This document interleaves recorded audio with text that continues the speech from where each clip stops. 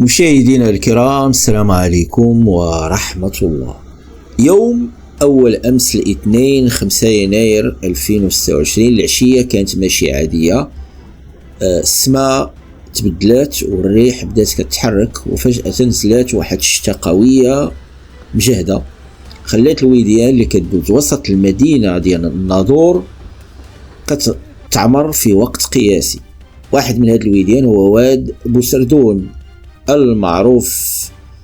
في هاد اللحظات كان واحد المواطن ناظوري مسكين راجع لدارو في امان الله، راكب في سيارته مرسيدس 190. ما كانش كيتوقع ان الطريق اللي كيدوز منها كل نهار غادي تولي فخ الموت فجأة وبلا سابق انذار. منسوب المياه طلع بواحد السرعة خيالية والسيول القوية باغتاته وسط الطريق. السيارة اللي كنا كنشوفوها حديد صحيح ولات قدام قوة الماء بحال شي ريشة. الماء بدا كيغلب على الطوموبيل وبدا كيجرفها بعيد على الطريق نحو مجرى الواد.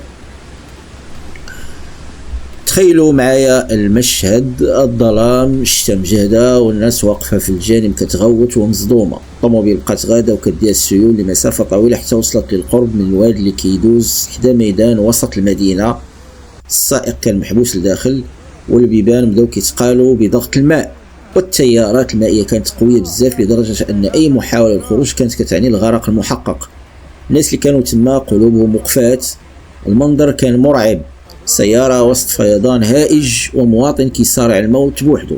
كلشي كان كيتساءل واش هذه هي النهاية، واش غادي تولي كارثة إنسانية وسط مدينة الناظور.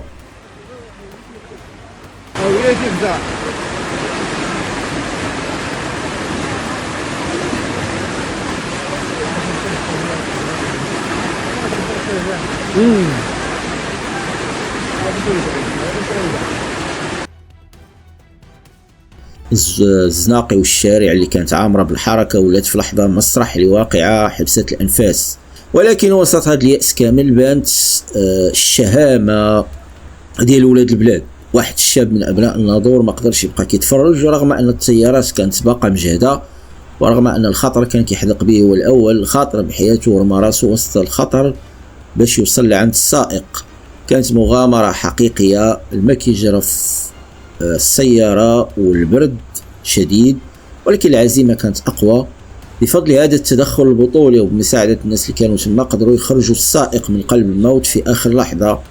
جاهد المواطن بأعجوبة بفضل الله سبحانه وتعالى وبفضل هذا الشاب اللي برهن على أن الخير والبطولة باقين فينا. السائق خرج وهو في حالة صدمة، ما كيتيقش بلي راه مازال على قيد الحياة بعد ما شاف الموت بعينيه وسط ديك المرسيدس اللي جرى فيها الواد. هذه الواقعة خلت السلطات المحلية والأمنية في حالة استنفار قصوى. شفنا حضور ميداني لباشا المدينة ورئيس الملحقة الإدارية والقياد وعناصر الأمن والوقاية المدنية. المكان عمر بالمسؤولين اللي جاوا يشرفوا على تأمين المنطقة.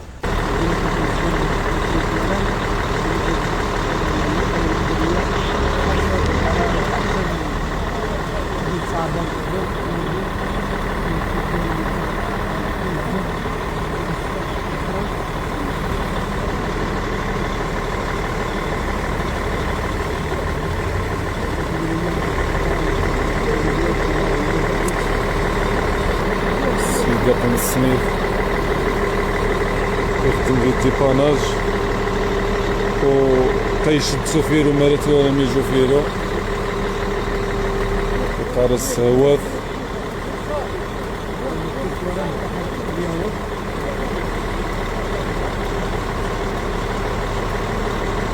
انزاي هوات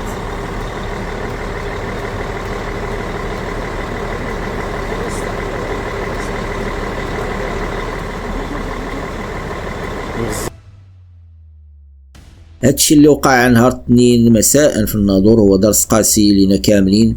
النشرات الإنذارية اللي كتعطيها الأرصاد الجوية ماشي غير مجرد كلام، هي تحذير حقيقي. راه المجازفة بعبور الأودية أو الطرق المنخفضة وقت الفيضانات هي انتحار.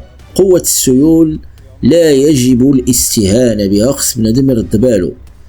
في النهاية كنتمناو السلامة للجميع. كيف كتشوفوا الطريقة كيفاش عتقوه، كيفاش هزوا السيارة بعد جهد جهيد، كيفاش جبدوها من الواد اللي كان كيف قلت تيار قوي.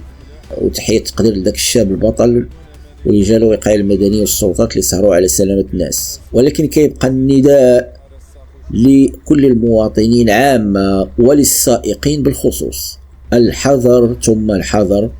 لا داعي للتهور ولا داعي للمجازفة بحياتكم وحياة وليداتكم على قبل دقائق ديال الزربة. كل مغامرة غير محسوبة تقدر تساري بكارثة لا قدر الله. حفظ الله المغرب والمغاربة، حفظكم أنتم من كل سوء، وردوا بالكم مزيان. اللي ساكن حدا شي واد، اللي غيدوز من حدا شي واد يرد بالو مزيان. ما تقولش ان الثقة في الله بطبيعة الحال، ولكن ما كتعرفش شنو قدامك كيتسناك. نسأل الله السلامة والعافية.